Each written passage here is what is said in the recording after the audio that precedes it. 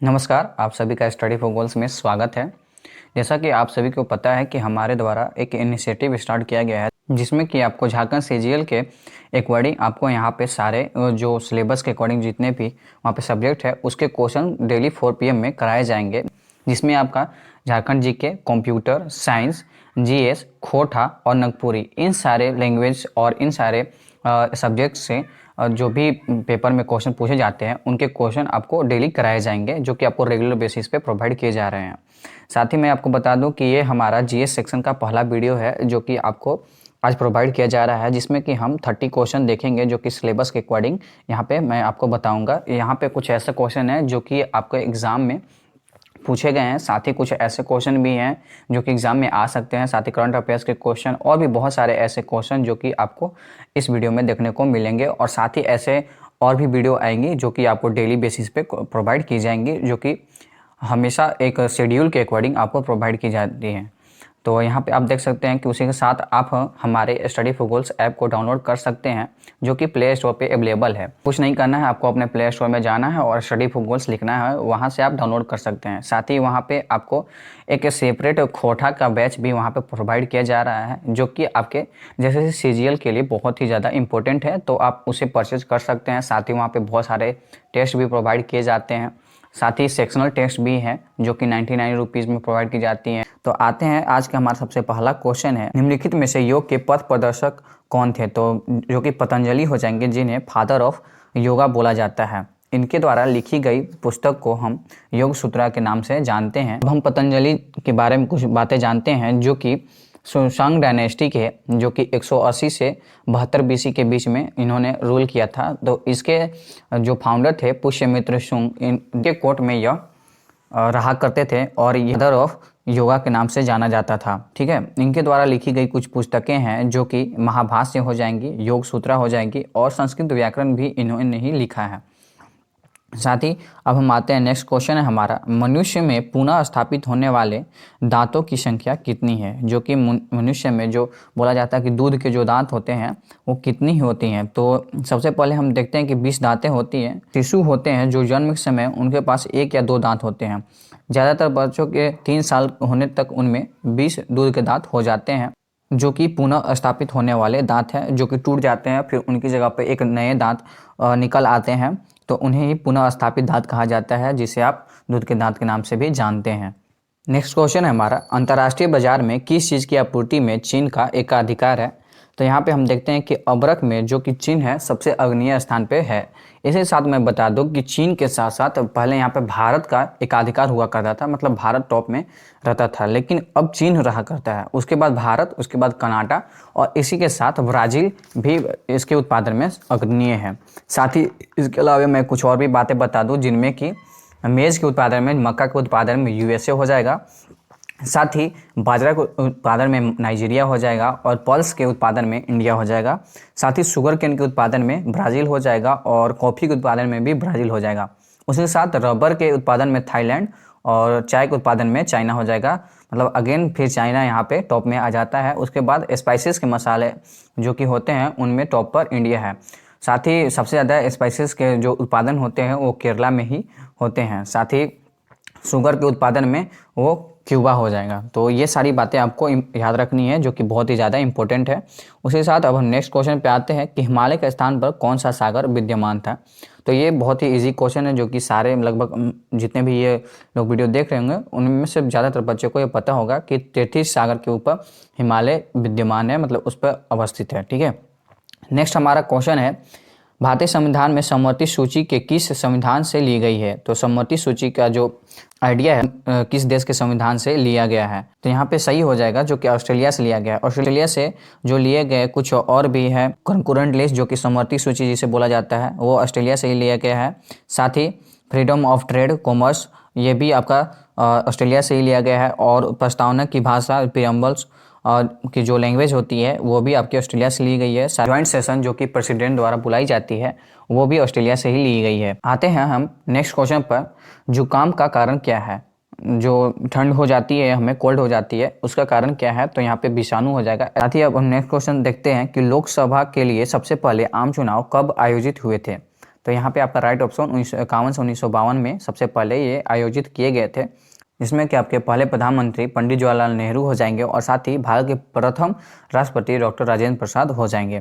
तो हमारा next question है, टूटी हड्डियों को जोड़ने के लिए निम्नलिखित में से किसका प्रयोग किया जाता है? तो यहाँ पे आपका right option plaster of Paris हो जाएगा। मैं प्लास्टर ऑफ पेरिस के बारे में भी कुछ बातें बता देता हूँ, जैसे कि इसका फार्मूला होता है 2CaSO4.H2O, या फिर आप इसे ज़्यादातर CaSO4 हाफ H2O के नाम से ज़्यादातर लोग जानते हैं इसे। तो ये फार्मूला भी आप याद कर सकते हैं और जो कि एग्जाम में भी पूछे जाते हैं। साथ ही नेक्स्ट क्वेश्चन है, प्रतिवर्ष शिक्षक दिवस कब मनाया जाता है? तो ये बहुत ही इजी क्वेश्चन है, जो कि 5 सितंबर को मनाया जाता है। इसके रिलेटेड में हम और भी कुछ बातें जान लेते हैं, जैसे कि राधा कृष्ण जी का बर्थडे होता है, इसलिए यह मनाया जाता है, जिनका जन्म 1888 में हुआ था, और इसी दिन संस्कृत डे भी मनाया जाता है। साथ ही 7 सितंबर को फॉरगिवनेस डे मनाया जाता है और 8 सितंबर को इंटरनेशनल लिटरेसी डे मनाया जाता है, जो कि यूनेस्को द्वारा सेलिब्रेट किया जाता है। नेक्स्ट है आपका सितंबर को हिंदी डे मनाया जाता है। यहाँ पे एक याद करने वाली बात है कि जो 10 जनवरी होता है उस दिन आपको वर्ल्ड हिंदी डे मनाया जाता है, तो ये बातें आपको हमेशा यही याद रखनी है। साथ ही उसी दिन वर्ल्ड फर्स्ट एड डे मनाया जाता है, ठीक है, और 15 सितंबर को इंजीनियर्स डे मनाया जाता है। साथ ही ऐसे और भी यहाँ पे कुछ डेज हैं जो कि इम्पोर्टेंट हैं, तो वो आपको याद कर लेना है, जो कि मैं आपको PDF के रूप में वहाँ पे ऐप में प्रोवाइड करवा दूंगा, तो आप वहाँ से इसे देख सकते हैं। नेक्स्ट क्वेश्चन है, सौर सेल को बनाने में किस तत्वों का प्रयोग किया जाता है? तो सौर सेल को बनाने में ये बहुत ही ज़्यादा कॉमनली पूछा गया क्वेश्चन है। आप अगर प्रीवियस ईयर के क्वेश्चन देखते हैं तो उसमें हालांकि आपको जब भी आप देखते हैं कि अगर 2-3 शिफ्ट में हुआ है तो 2-3 शिफ्ट में से कम एक शिफ्ट में यह जरूर पूछा जाएगा। अगर ज़्यादा शिफ्ट हुए हैं तो उनमें भी यह पूछा ही जाता है। तो यह बहुत ही इजी क्वेश्चन है और साथ ही आपको ये याद रखना है। तो यह सिलिकॉन का प्रयोग किया जाता है। नेक्स्ट आपका कथकली नृत्य किस राज्य से संबंधित है? जो कि केरल से संबंधित है। आइए हम इसके बारे में कुछ और भी बातें जान लेते हैं। सबसे पहले क्लासिकल डांस जो होते हैं उनके जनक के रूप में भरत मुनि को जाना जाता है। उसी के साथ भरतनाट्यम जो कि तमिलनाडु का हो जाएगा, कथक जो कि यूपी का हो जाएगा, कथकली जो कि केरल का हो जाएगा, अगेन मैंने आपको फिर से बता दिया। उसी के साथ कुचिपुड़ी जो कि आंध्र प्रदेश का हो जाएगा, और मणिपुरी जो कि मणिपुर का हो जाएगा, जो कि नाम से ही पता चलता है। मोहिनीअट्टम जो कि केरला का हो जाएगा।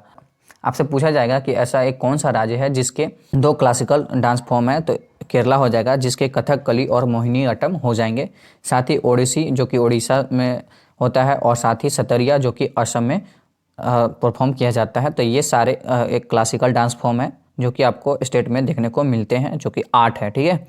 नेक्स्ट हो जाएगा श्रीनगर किस नदी के किनारे पर बसा है? तो श्रीनगर झेलम नदी के किनारे पर बसा है।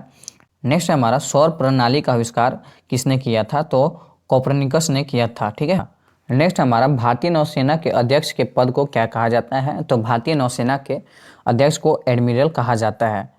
भारतीय नौसेना के अध्यक्ष के रूप में एडमिरल हरि जी को अपॉइंट किया गया है। साथ ही वायुसेना के अध्यक्ष के रूप में यहाँ पे VR चौधरी को अपॉइंट किया गया है। साथ ही हमारे देश के जो थल सेना के अध्यक्ष हैं वो MK नरवणे हो जाएंगे, ठीक है। ये सारे क्वेश्चन आपको याद रखने हैं। नेक्स्ट हमारा क्वेश्चन है भूकंप को दर्ज करने वाला उपकरण क्या कहलाता है? तो भूकंप को जो दर्ज करता है उसे सिस्मोग्राफ कहा जाता है। सबसे पहले मैं अर्थक्वेक के बारे में बता देता हूँ कि भूकंप क्या होता है। तो भूकंप 3 प्रकार के होते हैं, जिनमें कि पहला P वेव हो जाएगा, दूसरा S वेव हो जाएगा और तीसरा L वेव हो जाएगा। P वेव जो कि पृथ्वी के तीनों सरफेस से होकर गुजरता है, जैसे कि सबसे पहला क्रस्ट हो जाएगा, उसके बाद मेंटल हो जाएगा, उसके बाद कोर, ये तीनों से होकर यह गुजरता है। यह उतना ज़्यादा आक्रामक नहीं होता है। दूसरा हो जाएगा S वेव जो कि सेकेंडरी वेव हो जाएगा, जो कि केवल क्रस्ट और मेंटल से होकर गुजर जाता है, ठीक है। साथ ही सबसे इम्पोर्टेंट जो हो जाता है L वेव। L वेव जो कि बहुत ही ज़्यादा खतरनाक होता है, जो कि लिथोस्फीयर पे आता है, ठीक है। मतलब यह सिर्फ क्रस्ट के ऊपर आता है और यह धरातल पर आता है। इसी के कारण सबसे ज़्यादा बर्बादी L वेव के कारण ही होती है, ठीक है। और इसे मापने के लिए, अर्थक्वेक को मापने के लिए सिस्मोग्राफ का प्रयोग किया जाता है। मेजर होता है वह रिक्टर स्केल पे होता है, और रिक्टर स्केल 0 से 9 के बीच में मापा जाता है, ठीक है। नेक्स्ट हमारा क्वेश्चन है हम भारत का लौह पुरुष किसको कहते हैं? तो यहाँ पे आपका सही ऑप्शन सरदार वल्लभ भाई पटेल हो जाएंगे। अब सरदार की उपाधि इन्हें 1928 में बारडोली सत्याग्रह के दौरान मिली थी, ठीक है। वहाँ की महिलाओं ने इन्हें दी थी। नेक्स्ट हमारा वायु के प्रदूषण के लिए उत्तरदायी सर्वाधिक सामान्य कारण है। तो यहाँ पे आपका राइट ऑप्शन कार्बन मोनोऑक्साइड हो जाएगा, जो कि बहुत ही ज़्यादा प्रदूषित होता है। नेक्स्ट आपका औद्योगिक क्रांति के फलस्वरूप पूरे विश्व में क्या प्रभाव पड़ा। तो यहाँ पे औद्योगिक क्रांति जो कि इंडस्ट्रियल रेवोल्यूशन के जो भी इफेक्ट हुए उससे प्रदूषण में बढ़ोतरी हुई। साथ ही में और भी रेवोल्यूशंस हैं उनके बारे में मैं बता देता हूं, जिनमें सबसे पहला आपका हरित क्रांति। हरित क्रांति जो कि फूड ग्रेन्स प्रोडक्शन के रूप में जाना जाता है, जनक के रूप में MS स्वामीनाथन को जाना जाता है। यह 1966-1967 के बीच में देखा गया था। ठीक है। दूसरा का व्हाइट रेवोल्यूशन जो कि मिल्क प्रोडक्शन के रूप से जाना जाता है, और यह वर्गीस कुरियन के द्वारा इसे स्टार्ट किया गया था। ब्लू आपका फिश और मराइन प्रोडक्ट से हो जाएगा। येलो आपका ऑयल से हो जाएगा। मतलब आपको नाम से ही पता चल जाएगा, येलो मतलब पीला होता है और ऑयल कैसा होता है तो पीला होता है। तो यहाँ आपको कॉमनली चीज़ें आपको यहाँ दिमाग में रखनी है। जैसे पिंक, अब पिंक गुलाबी होती है, अनियन कैसा होता है गुलाबी। तो इस तरह से आप इसे याद कर सकते हैं। ठीक है। गोल्डन एप्पल से हो जाएगा या फ्रूट से हो जाएगा। राउंड जो कि आपका गोला गोला हो जाएगा, इसलिए पोटैटो से हो जाएगा। सिल्वर जो कि एग या पोल्ट्री से प्रोडक्ट से हो जाएगा। और रेनबो जो कि आपका ओवरऑल डेवलपमेंट ऑफ एग्रीकल्चर से हो जाएगा। मतलब जितने भी रेनबो का मतलब यही हो गया जिसमें सभी कलर होते हैं, और सभी कलर का मतलब एग्रीकल्चर से रिलेटेड जितनी भी चीज़ें थी वो सारे इसमें रेगुलेशन में कवर किए गए थे। ठीक है। नेक्स्ट हमारा है दूध को दही से परिवर्तित करने की प्रक्रिया क्या कहलाती है। तो यहाँ पे आपका खमीर उठना हो जाएगा, जो कि आपका सही हो जाएगा। ठीक है। नेक्स्ट हमारा है भारत के नागरिक कितने वर्षों में वोट दे सकते हैं, जो कि 18 वर्ष में हो जाएगा। इससे रिलेटेड और भी कुछ बातें हैं जो कि मैं आपको बता देता हूँ। 61 कॉन्स्टिट्यूशन अमेंडमेंट के तहत इसे 21 वर्ष से 18 वर्ष कर दिया गया है, जो कि आपके आर्टिकल 326 में लिखा गया है, जो कि इलेक्शन के पार्ट 15 में बताया गया है। ठीक है। जैसे कि नेक्स्ट क्वेश्चन है आपका, जीवाश्म जीवों की आयु की गणना की तकनीक को किसके द्वारा होती है। तो रेडियो कार्बन कॉल निर्धारण के द्वारा होती है, जिसे कार्बन डेटिंग के नाम से जानते हैं। जब भी कहीं पे खुदाई होती है तो वहाँ पे कुछ पुराने स्रोत प्राप्त होते हैं, तो उनकी गणना जो कि कितने साल पुराना है वो कार्बन डेटिंग के माध्यम से ही जाना जाता है, जिसे C14 के नाम से जाना जाता है। नेक्स्ट आपका डायनेमो किस को परिवर्तित करने के लिए प्रयुक्त किया जाता है। तो यहाँ पे यांत्रिक ऊर्जा को विद्युत ऊर्जा में प्रयुक्त करने के लिए डायनेमो का प्रयोग किया जाता है। नेक्स्ट हमारा, निम्नलिखित में से कौन सा स्थल 1920 में भारतीय राष्ट्रीय कांग्रेस की बैठक हुई थी। तो यहाँ पे तिरुवनंतपुरम में सबसे पहली बार साउथ में पहली यह बैठक हुई थी। इसके साथ कुछ इंपॉर्टेंट बातें जो कि इंडियन नेशनल कांग्रेस से रिलेटेड है वो मैं आपको बता देता हूँ।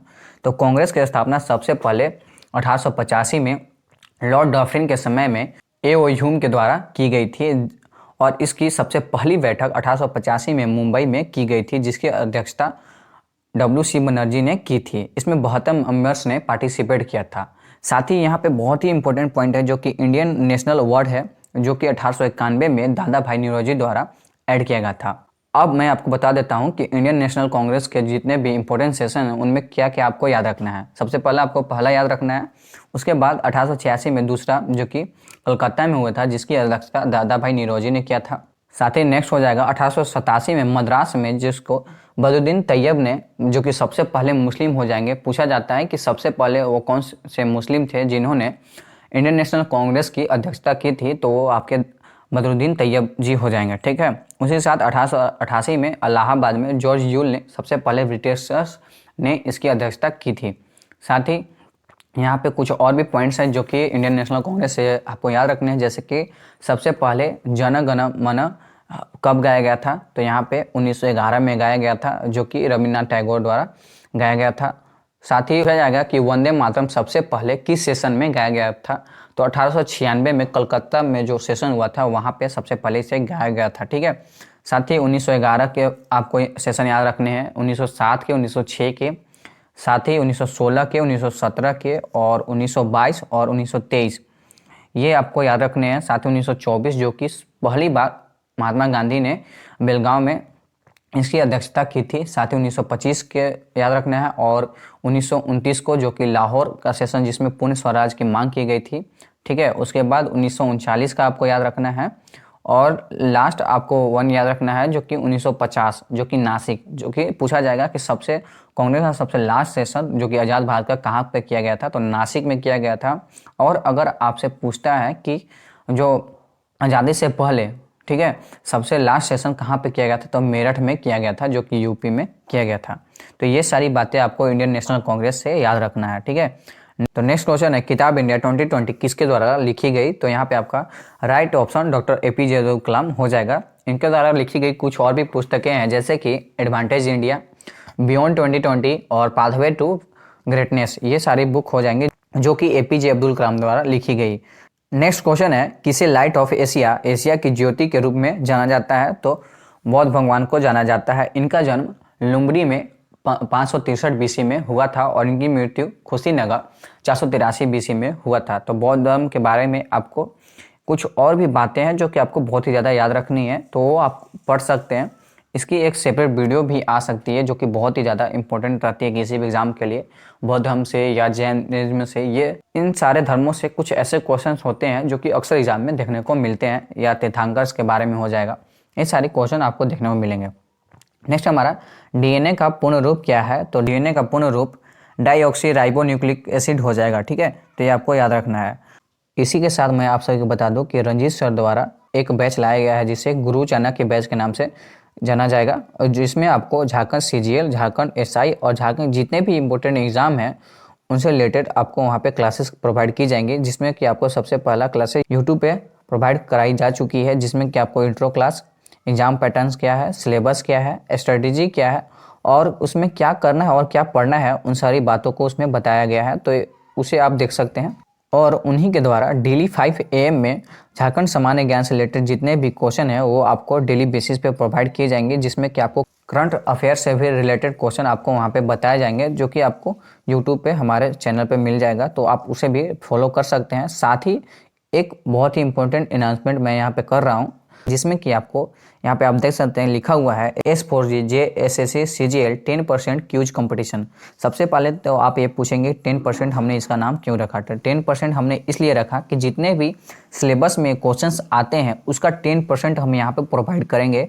10% या क्वेश्चंस हो, या 10% उसका नंबर्स हो, या 10% उसका नेगेटिव मार्किंग हो, ये सारी बातें यहाँ पे 10% के अकॉर्डिंग ही ली गई हैं, जिसमें कि आपको फर्स्ट प्राइज जो कि 150 रुपये हो जाएंगे, सेकेंड प्राइज 100 रुपये और थर्ड प्राइज 50 रुपये हो जाएंगे, जो कि आपको मिलेंगे। इसमें टॉप 10 आने वाले को यहाँ पे हमारे जो भी यूट्यूब चैनल है जहाँ पे एनालिसिस किया जाएगा वहाँ पे आपको दिखाया जाएगा।